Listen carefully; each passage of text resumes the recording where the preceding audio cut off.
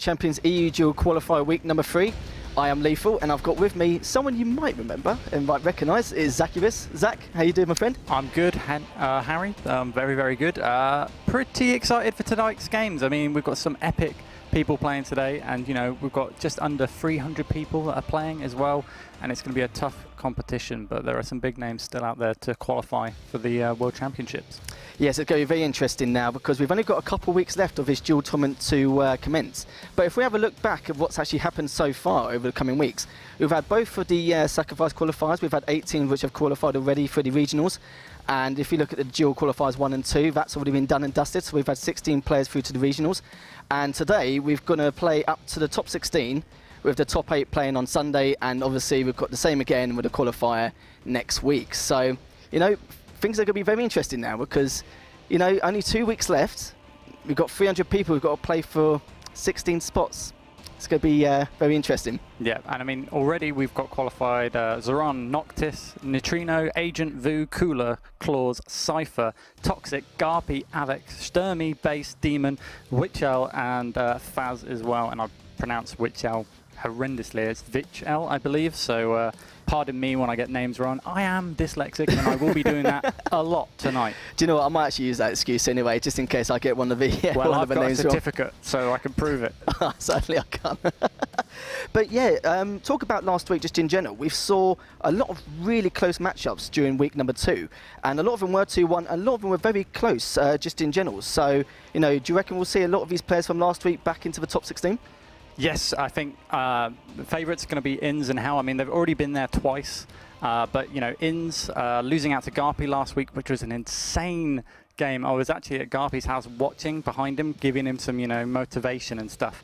And I mean, he went 5 rounds down and then pulled out an epic comeback, and Garpy just triumphed. Feel really sorry for Inns because I felt as if it should have been his series. His first set was just fantastic on Ranger, just Dire Orbs supreme coming out from him. But Garpy, unfortunately, you know, he got warmed up. The tea started flowing through him. As an Englishman, he needs that first cup of tea in the morning.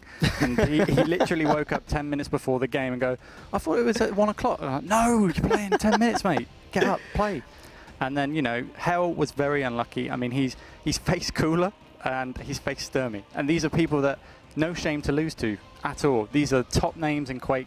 And so he should be pretty proud with the results that he's gotten so far as well. Oh, definitely. With week number 3 as well, we're going to see still a lot of the top players left because they've had extremely hard brackets coming into this. Like I said with Helsa as well, like, Kills, he's actually had quite a hard bracket going into it, where that's why he's actually not made top 16 a couple of times. And same with Inns as well. I think in the first week of the qualifier, he did actually make top 16, but yeah, coming against Cypher, it's no easy feat. Definitely not. And, you know, interesting about Kilson, he's had a rough start in the duels. Not really breaking through to the top 16, but I mean, he played in the FPS 125 hertz and 125 hertz. But yeah, he played in that and came second to Agent, and he came in through the lower bracket, knocked out Cooler.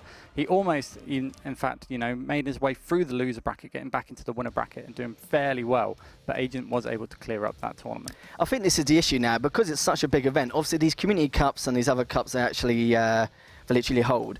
They feel there's not as much pressure on them. It's more like a practice tournament going into this Quake World Championships. Now, I think, considering week number 2 as well, it's just the fact that I felt like a lot of them felt a ton of pressure considering, but I think now the pressure's going on them even more because there's only 2 opportunities left to actually make it through. Yeah, but it does thin out the herds a little bit. Some of the better known names are obviously qualified and they can't re-enter, so, but maybe the pressure adds on more though, because, you know, they're not as well known players, and, you know, this is a whole different game from Quake Live. Everything's a little bit more, you know, out there in the open, and people need to understand the metas and the shift and changes, and, you know, Clutch changed the last couple of weeks. It's often been quite fearful for Quake players. It's unfamiliar to them. Then they don't really want to learn things that they're not used to. And, you know, I understand that. Being an FPS player myself, I kind of, you know, I'm fearful of change. I want to be good at what I'm good at. And adapting as quickly as possible is key in Quake Champions right now. You know, when the meta comes out, you want to be like, you know, Too Good, for instance. He is a meta breaker, right? He gets the strats down. He finds the weaknesses everywhere. And he's able to exploit everything. And it's a real shame that he's not playing Duel, because he'd be absolutely amazing to watch, because I played him very early on in the beta, and we had some really, really good games, but his DM6 was out of this world. I couldn't even touch him. Ruins, I could maybe take a map off of him once every like 10 games, but you know, it's just a shame that that kind of talent isn't in the Duel as well. But he, you know, his team's qualified for Sacrifice. He's doing really well with Avex, Cypher, and Chrysler as well. I think, yeah, because a lot of the players from the Sacrifice teams have actually now qualified. And I think we're seeing now that we may see a few players who are in the Sacrifice lines up, which have qualified already, will now probably have more time to actually focus on Duel. Because this is the problem we've had before, where some players will focus more on Sacrifice because of the fact that they know there's a few more weeks remaining.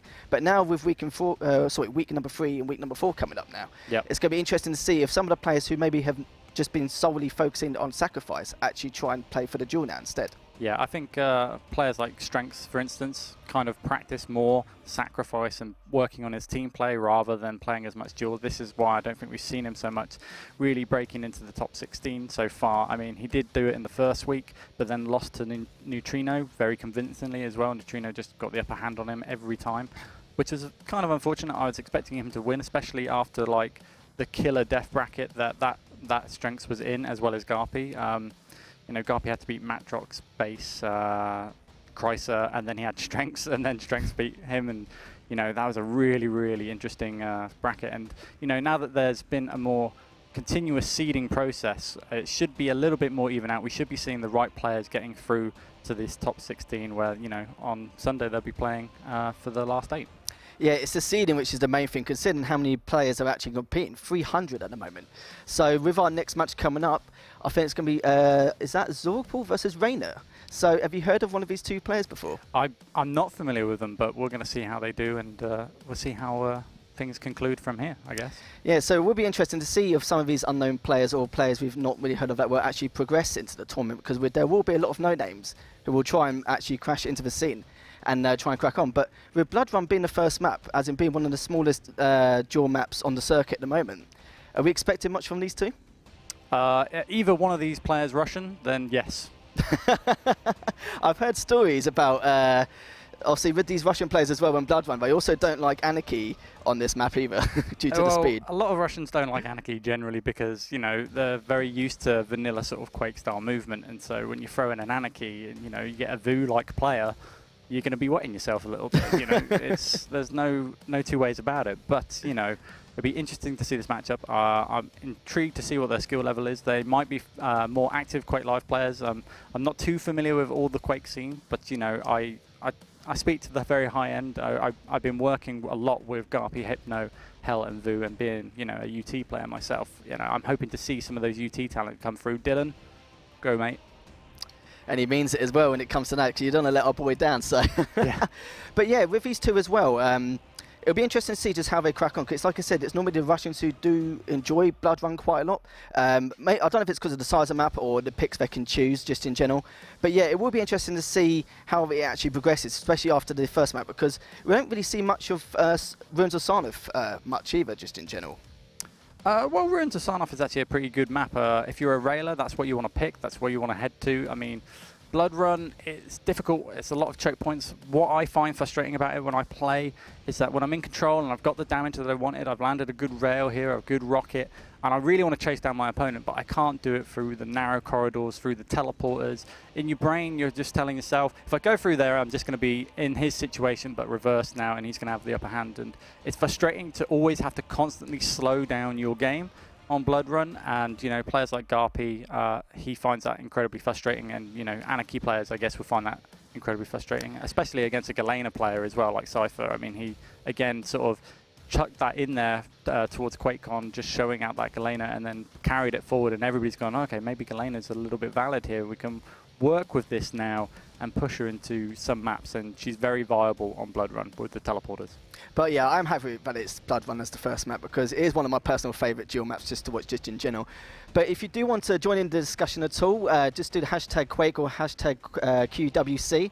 Let us know what you think, any matches you're in particular want to watch, or anything you want to see of any other players in particular. But yeah, normally with Blood Run, when I see someone choose Blood Run, normally the opposition normally choose a slightly larger map. But is there a reason why on maps like Sarnath we see Slash and we don't actually see Slash on any other maps? Just flexibility of movement at the moment. It's much easier to glide around that with Slash. But Slash is just not going to be picked that much, I wouldn't think. I mean, you've got to have ginormous, you know, Kahuli's down there to be running the Slash in this kind of tournament. She is flexible. She's a lot of fun to play. And when you have that movement down, it's gorgeous to just run around a map, just load up one. But I think it needs a few more changes before she becomes more viable in Duel. Yeah, definitely, because I think if it was a map like Blood Run where you'd use Slash, yeah, sure, fair enough, the speed can be okay at times, but then you could put yourself in some certain situations where you actually end up being face first against the opponent. And if you're against someone like Clutch, where you want to kind of rail him off a lot more and keep him away, you know, maybe Slash can be quite good in terms of actually trying to get away, but then you've got like characters like Reynir and stuff where you can actually make those movements. It's hard to be consistent on Slash. That's one of the main problems. The crouch sliding is brilliant. It's absolutely so fast, and you can get around the map even faster probably than Anarchy, but the problem is just that there are certain ledges, certain obstacles that always sort of knock you up or flick you up, and it just can be unsettling. And you know, Clutch has those kind of same weaknesses actually now that you bring it up, but we'll go into that a little bit later on, I think. Oh yeah, definitely. And with Zoorgpl and Reynir at the moment, we're just waiting for a couple moments to actually get the match underway. But again, like with Blood Run as well, like I do see a lot of ranges sometimes. I know with Nyx, I think it's one of the most used champions in the meta, mate, with a huge 25% across all maps. And it seems like just on every map in particular, she's the #1 champion to be used. Why is that? Well, she's very flexible with the wall dodge, you know, the wall jump and stuff. She can get to places very easily. The thing is, with that kind of movement, is that, you know, if you make a mistake, if you're just short on a jump, you can use it to then use the wall dodge to get up. I keep saying wall dodge, wall jump, sorry, to get up back onto the ledge. So it's kind of a forgiveness level, which is very, very flexible, great for some Quake players, but also, you know, the invis. I mean, it lets you choose your fights perfectly. I mean, if you land that first rail, you want to just break eye contact for a while, go invis and go on the attack. I mean, Quake is all about those first picks, that first bit of damage when entering to a concrete fight. When you want to really commit to something, having that invis is just, you know, the most important thing. But, you know, if things go wrong, you can use it defensively. You can get out of there and you can reevaluate your situation very easily. What people should be looking forward to, though, is if you're playing, which you know, I think what's happened in the previous qualifiers is that, you know, when I've been watching, a lot of people not really picking up the time bubbles so efficiently, but now it's improved a lot since the weeks have gone on. And so this makes Nyx slightly more predictable each time that she's used invis. There should be more priority locking down those time shards and locking down Nyx, but we'll see that tonight, I'm sure.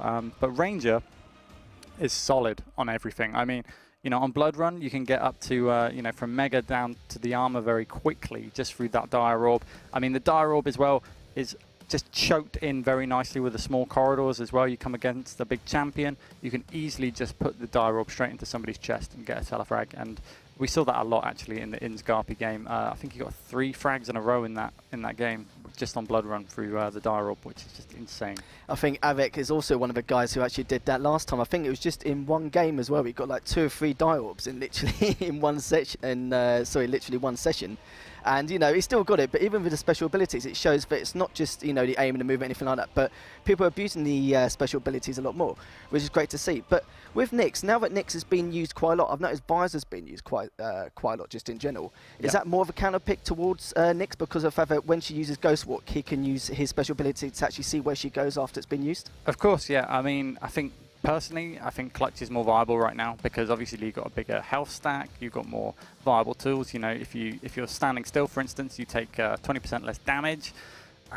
He is really, really silly right now, and it'd be foolish not to use it. Like if somebody picks Nyx first pick, I just instantly pick a Clutch because you can see them when they're invis with the shield. So providing that you can actually land the first bit of damage onto Nyx, that's priority.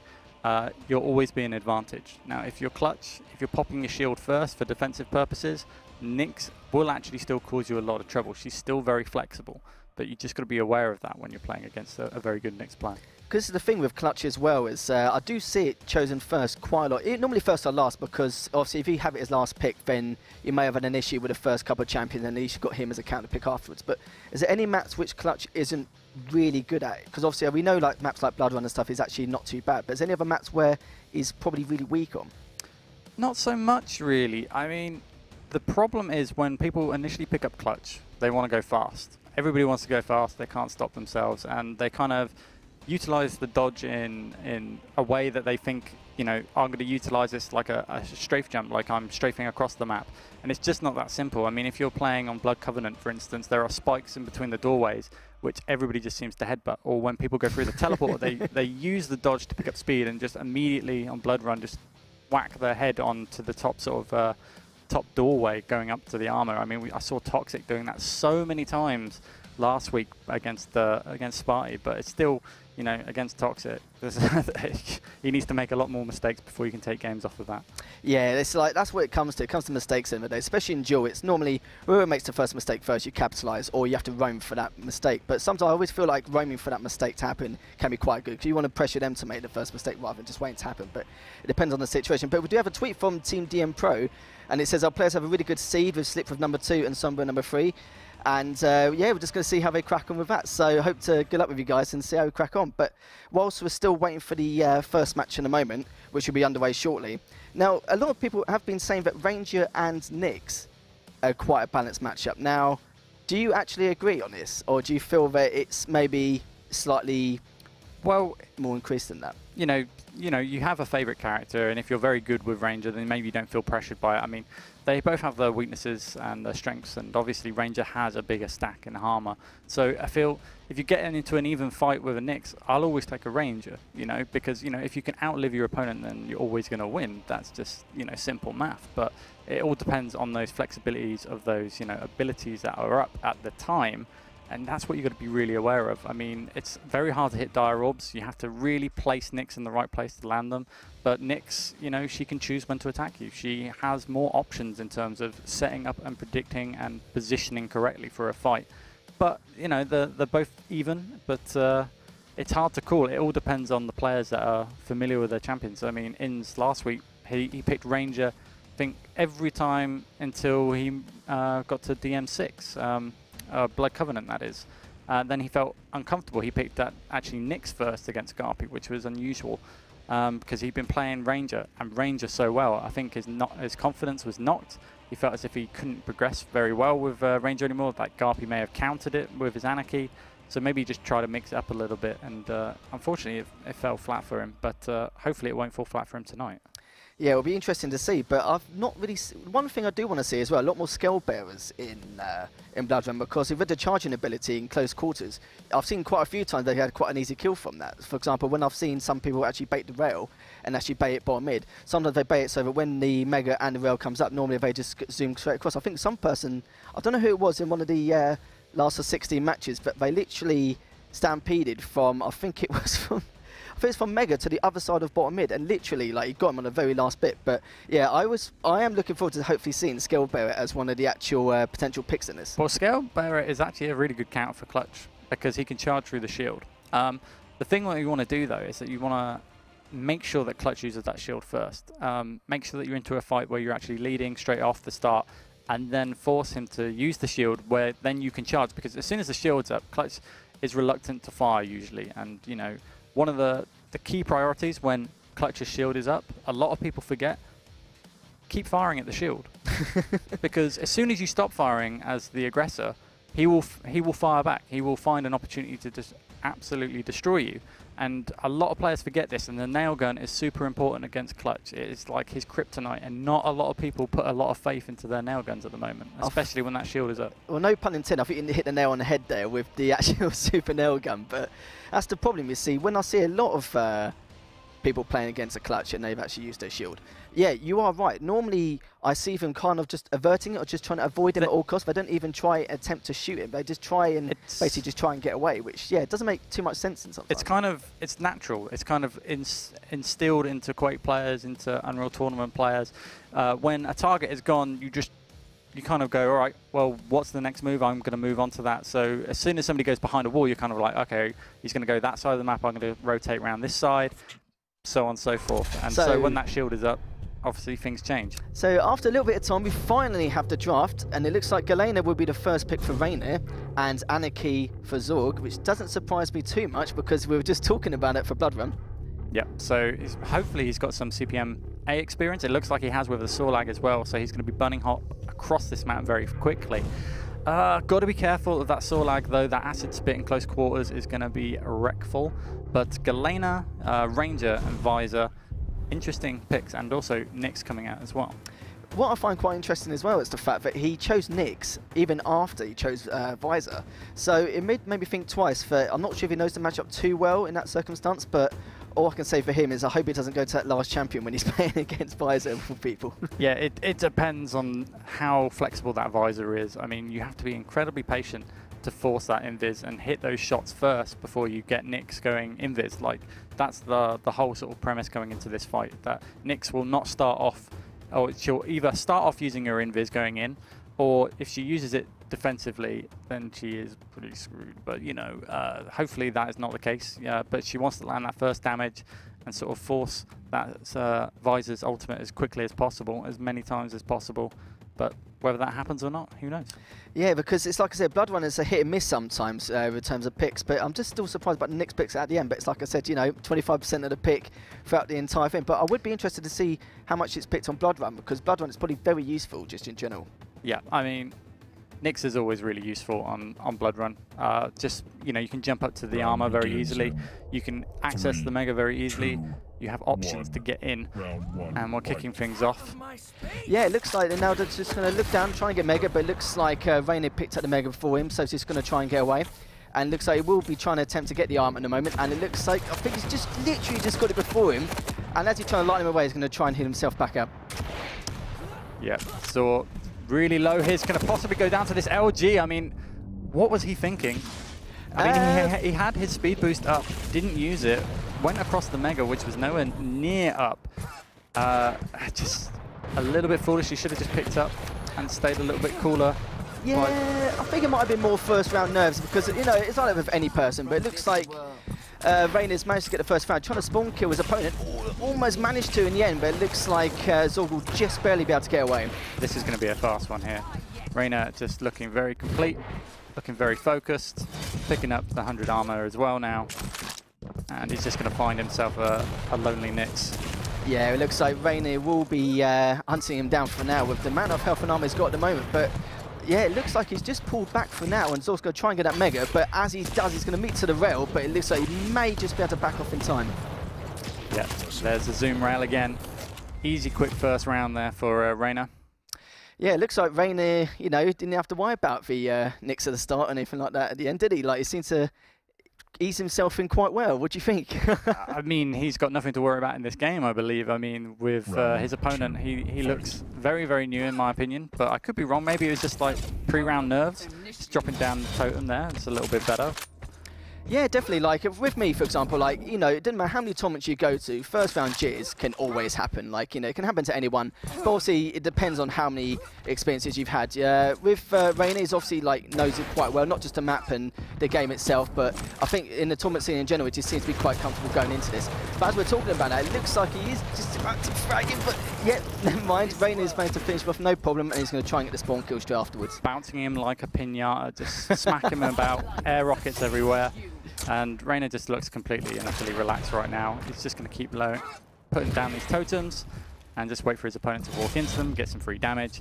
Anarchy looking a little bit lost on the other side of the map here. Coming in with the shotgun, takes down the totems, knows it's about. Now, it's quite interesting now, because he's got Galena with, like, full health, full armor at the moment, and he's just waiting for, like, an instant with height advantage, but it looks like he's going to rail and wait for the next armor to appear in the next 10 seconds, but it looks like it's going to frag him anyway, and already now, it's 2 champions down. Yeah. Zoor just standing there, taking rails. I mean, no attempt to actually get out or sort of heal up. Using his invis very early here, just the scared noise. Doesn't even take any damage, I don't believe. Just the sound of the rocket was enough to make him trigger it. So very inexperienced here, and unfortunately is going to fall down here now. Definitely. I think the nerves are getting the best of him. It could be a massive skill gap just in general, but you know, this is probably one of the fastest game of ones I'm probably going to see today. Indeed it is. I mean, it's going to be 3-0 in no time. It's going to be an early night. Well, I hope so. Well, look at things like we've got Reynir who's now going to go for the armor again like he did before, and now he's going to try and stop him from actually going up, but he lets him get away anyway. And it looks like now he's beefed up again with the healthy armor, and now he's going to try and pin him down as much as he can. Yep. Reynir with the nail gun, shotgun to his name. Going to pick up an RL here. And stacks. Yeah, I think stacked is an understatement for Ranger at the moment. I think at the moment Zorg is just waiting for the next armor it appears, but it looks like he was going for the Mega instead and just barely manages to get away. I've not actually seen that before, but it looks like with Reynir now, he's now back to his maximum armor and he's just waiting for his opponent to come through. Yeah, good timing with the teleport there with the dire orb. Wait for his opponent. He wasn't even flinching as he was doing it, just wait for the Mega. Teleport up as soon as he got it. But good rockets actually coming in from Zor. Getting his opponent confused there. Reynir was searching, got hit roundabout, and couldn't find his opponent very quickly, but he still had the armor stack, he had the Mega, and so he had nothing to really worry about at the end of the day. I mean, it seems like he was just delaying the Mega slightly there, just so he could time it with the armor, and big damage coming on the top of the head of Sorlag, and she's running away. I think this is a skill gap here. I think normally when people ghost walk in that situation earlier on, normally they'll just run straight past them or just stand still just in general and wait. But because he carried on running off, I think Reynir kind of had a feeling that he would, due to the fact that he's feeling a bit pressure going to this first round matchup. But right now it looks like he's going to just plow into him anyway. He's got so much confidence going into Zorg at the moment. But it looks like Zorg could be end of the road from here. Yep, first map down that quickly, and it's going to be interesting to see what he's going to pick next, because you know he looks fairly new to Quake. It's good to see that we've got some new players coming in, but yeah, Reynir just looking too strong, absolutely hammering out the damage as well. Now this is going to be quite interesting now, because it's not just the pressure of what happened in that first game, it's the fact that it didn't take out one champion at all. A nice 6-0 sweep. Now, I think he's hoping doesn't drop a goose and actually not drop any champions after this next round. But what do you feel like Zorg has to do now in this next matchup? What do you reckon is the next best pick for him? there's no best pick for him in this matchup. This is that simple. I mean, he's completely outmatched in every regard. He needs to put a couple of years into Quake at the moment. I'm not trying to be really nasty or anything, but you know, it's good to see that he's actually trying. He's putting himself out there. A lot of players wouldn't do that, and that I have a respect for. But you know, he's going into one of the biggest tournaments that Quake has ever had in a long time, and you know, this is kind of the caliber of players that you should be expected to go up against, and he shouldn't be disheartened. You know, any bit of damage that he lands, any bit of confusion that he gets on his opponent is a small win, and he should take away something from that. You know, it just Reynir looks so good right now in comparison, but we'll see how Reynir does further on in the competition. I mean, who knows? Yeah, it's one of those situations where, like, you know, it could be one of his first week's matchups just in general, so, you know, there shouldn't really be too much pressure on him, because of the fact that I think he has a feeling he knows what's going to happen just in general, but, you know, being on stream can also add to the pressure as well. But, you know, if this is one of his first events or first online cups actually going in, then, you know, we could probably see what happens from there, because, you know, it's like we said before, we've all had first tournaments like from years and years ago in the past, you know, and we feel that pressure, but sometimes it's the adrenaline which kind of overcomes that pressure and the nerves going into this. But yeah, we have just been told it is Ruins of Sarniv, which is going to be the next one, so I am hoping to see a bit of Slash, but, you know, kind of for me. Well, hopefully we'll actually see it, you know, with this kind of matchup. I mean, might just have a bit of fun here, Reynir, and just go with a Slash pick, but then again, it's a qualifier for $1 million tournament, so probably not. And he's picking up his first pick on Galena, and Anarchy again coming up for Zor. Yeah, it looks like there could be one of those players where they like to stick with their matchups rather than changing depending on the meta of the actual matchups they're playing against, depending on which map. So, you know, it won't surprise me too much. Like, we've seen Galena, we've seen Ranger, we're seeing Vice again, the exact same matchup for Reynir, and it looks like with Zorg, they've chosen the exact same matchup as well, but instead having Snorlag last instead of Nyx. Yeah, I mean, Vice has been basically top 3 picks from these lovely ESR meta picks that we've been provided with. Thanks, ESR. Always a good, reliable source of information, if not a little bit angry in the community, but, you know, that's what you expect from ESR. You got to love them. Well, yeah, this is one of these things, I suppose, because I think to be a top-tier player as well, you're not just understand the matchup, but you need to choose the champions which is right for the map as well. So as you could see, it didn't seem to matter if he'd chosen the smallest map or the largest map. It seems like he just wants to stick with the same composition the whole time. Yeah, I mean, a lot of players will do that anyway, just comfort picks, you know. For instance, I've had a bit more experience with Hell on this. He's very comfortable with his current meta setups, and he's reluctant, he's scared, or I should, to, you know, involve new play, new changes, because he worries he'll play worse, when really he's got more to gain and more to learn by doing that, by mixing things up. And, you know, the quicker he does it in practice, the better he's going to be when it comes to a tournament. And, you know, you don't want to have that decision, this guy's beating me on my best matchup, and now what can I do? Oh, I could try and mix it up, and then you're just thrown into the deep end. Well, this is exactly it. But again, we've got Galena versus Anarchy, the first matchup. And as we can see, Zoorgpl will go straight for the Mega and the Rocks. Huge advantage right now as he's trying to look for the Anarchy player. But I think the Anarchy player right now is actually just dropped down, is looking for the armor, which I think Trotty's had already. I think he has got the Mega already, though. Yeah. I mean, good spam rocket down towards the railgun, sort of reading into the situation where his opponent would be, picking up that armor, and could be a fight here. The rockets, big rocket coming in. Ooh, Zork coming out on top here. He can chase this frag down. He switched out to the try, but that's not a great move. But he will find the Mega. Panicking, searching for his opponent.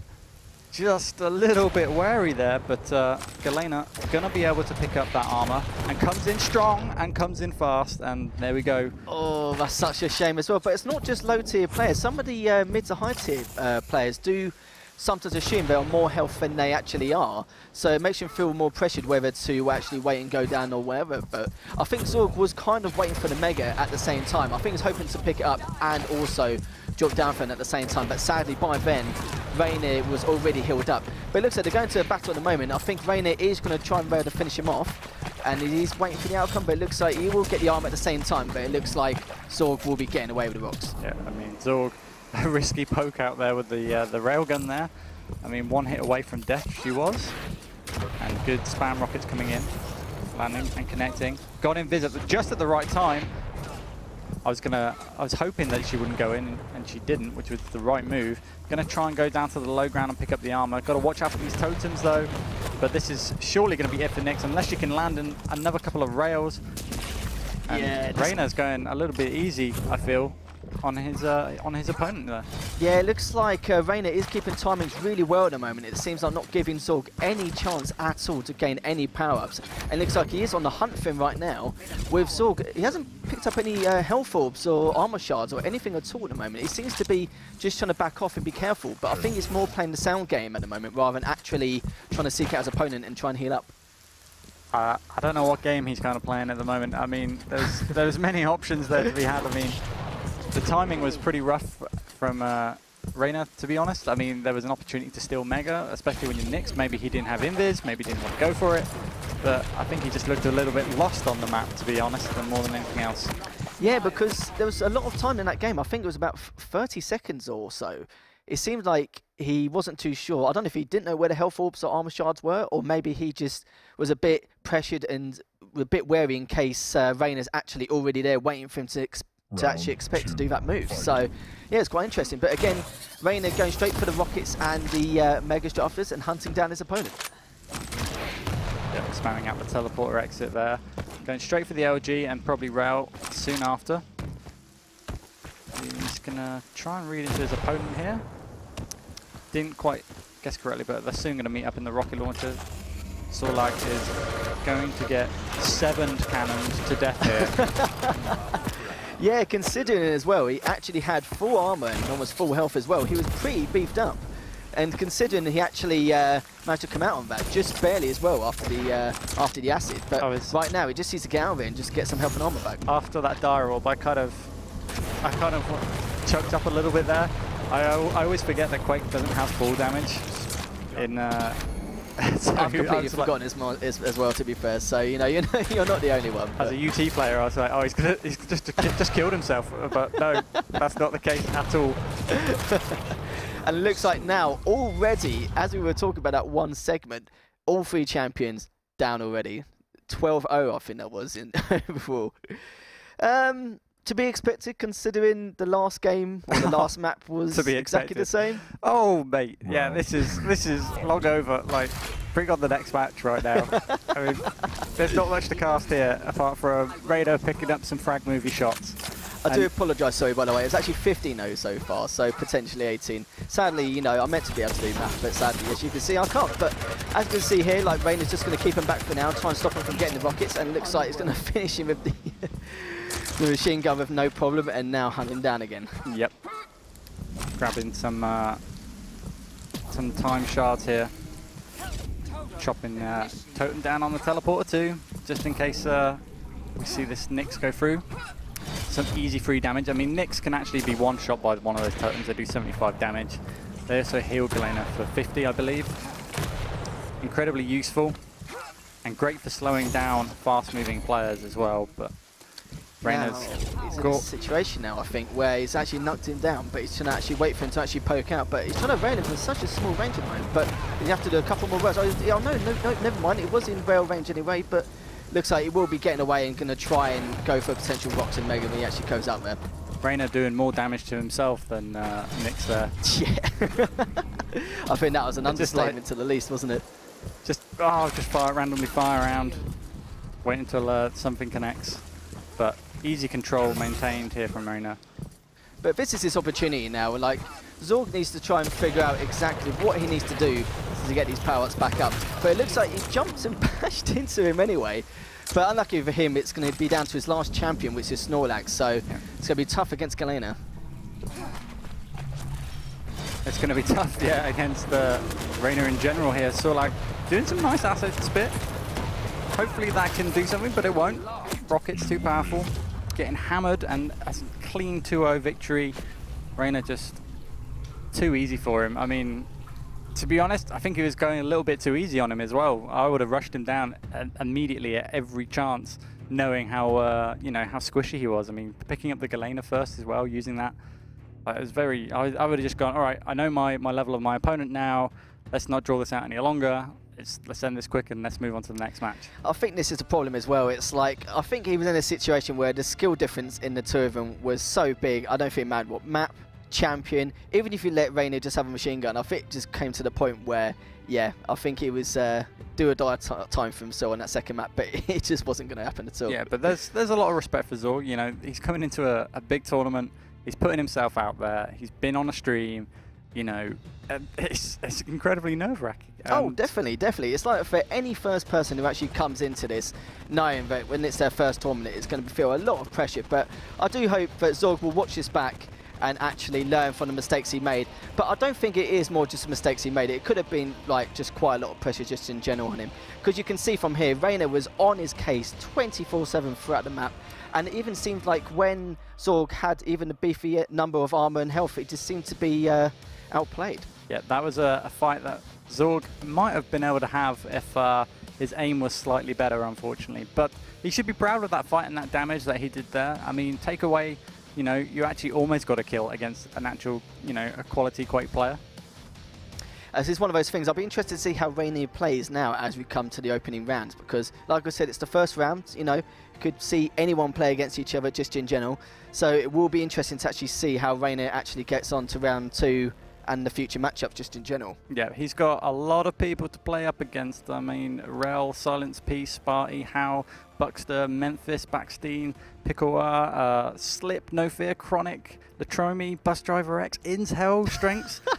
I mean, I got more, Chrysler, CNZ. I mean, I think you need like an A1 sheet of paper just to actually have the full list of these different people. More paper. I'll be honest, I don't have enough. Like, there's so much talent in this competition. It's scary, and you know, some of these matches are going to be like a coin flip because they're so close and down to the wire. It just depends on the moment, you know, it depends on the champion picks, it depends on a lot. And just seeing how flexible these people can like learn the game this quickly. I mean, you're thrown into the spotlight and it's very, very difficult. There's a lot of pressure. Lots of these players are actually, you know, the veterans, they've got jobs, you know, they're not like this new wave of League of Legends players and stuff like that have a lot of free time, that can develop and have a lot of support. These guys have jobs, they're working, they've got kids, you know. Most of them, they're very old and they're very committed.